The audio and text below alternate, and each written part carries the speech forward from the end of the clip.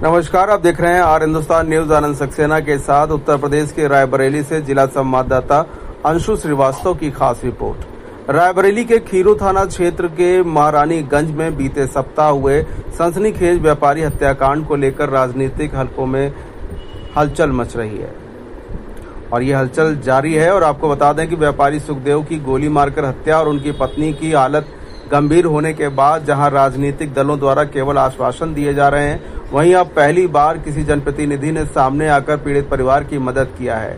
पूर्व विधायक सुरेंद्र बहादुर सिंह ने आज पीड़ित परिवार से मुलाकात कर हर संभव सहायता का भरोसा दिया और आर्थिक रूप से सहयोग करते हुए 50-50 हजार रुपए का चेक सौंपा। इस दौरान पूर्व विधायक ने मीडिया से बातचीत करते हुए कहा कि यह मामला बेहद दर्दनाक है और प्रशासन को जल्द से जल्द हत्यारों का खुलासा कर सख्त कार्रवाई करनी चाहिए।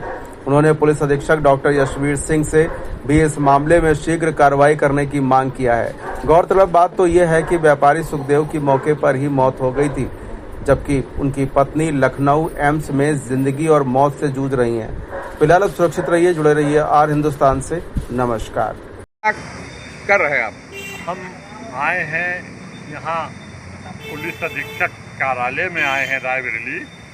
और ये जो अभी 4-5 दिन पहले खीरू थाना अंतर्गत महारानीगंज में एक लोधी परिवार के पति पत्नी के ऊपर आत्मघाती हमला हुआ था, जिसमें जो पुरुष थे वो तो तत्काल उनकी मृत्यु हो गई, लेकिन जो उनकी पत्नी थी वो एम्स में भर्ती हैं, अब खतरे से बाहर हैं। उनकी 2 बेटियां हैं और 2 लड़के हैं। तो हर राजनीतिक पार्टी, कांग्रेस के प्रदेश अध्यक्ष आए, बसपा के आए, सपा के आए और कल एक पूर्व सांसद भी आए थे। सब लोग आ करके वहाँ उन्होंने राजनीतिक रोटी सेकी, खूब बड़े बड़े भाषण दिए, प्रदेश सरकार की बुराई की और केवल आश्वासन दे करके चले गए कि हम हर संभव सहायता करेंगे, मदद करेंगे, इस परिवार की मदद करेंगे। लेकिन आज तक किसी ने कोई कुछ किया नहीं। लेकिन हमारे मन में विचार आया कि जो अनाथ 2 बच्चियां हैं, इनकी शादी के लिए, इनकी पढ़ाई के लिए कुछ धनराशि हम अपने से, अपनी तरफ से इनको देना चाहते हैं।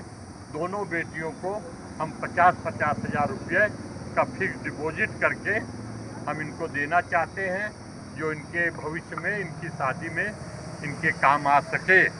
और भविष्य में जब इनकी माताजी ठीक हो जाएंगी तो उनको भी हम उनके जीवन यापन के लिए कुछ आर्थिक मदद करेंगे, वो जब एम्स से बाहर आ जाएंगी। तो हमारा कहने का मतलब ये है कि राजनीतिक पार्टियां केवल राजनीतिक रोटी सेकती हैं और किसी में कोई दम नहीं है कि अगर आ करके किसी गरीब का मदद करे, एक अनाथ बच्चों को गोद ले ले, उनकी पढ़ाई का खर्चा उठाए, उनकी शादी का खर्चा उठाए। ये कोई नहीं करता। केवल आ करके झूठे कोरे आश्वासन दे करके चले जाते हैं, अखबार में चर्चा हो जाती है, उनकी फ़ोटो छप जाती है और फिर लौट के कोई नहीं आता। हमने तो कुछ संबंध में कप्तान साहब से बात किया है और कुछ सुराग भी हमने, जो हमारी जानकारी में आए हैं, वो पासियों के द्वारा ये मर्डर किया गया है। अभी 1 हफ्ते हो गए हैं, अभी तक कोई इसमें गिरफ्तारी नहीं हुई, उस पर क्या कहेंगे? गिरफ्तारी नहीं हुई है अभी तक कोई, छानबीन चल रही है। ऊपर से मुख्यमंत्री जी का भी दबाव इस मामले में, चूँकि ये प्रदेश स्तर का मामला बन गया है हर पार्टियों के आने से, तो ऊपर से भी दबाव है। इसको जांच पड़ताल और कई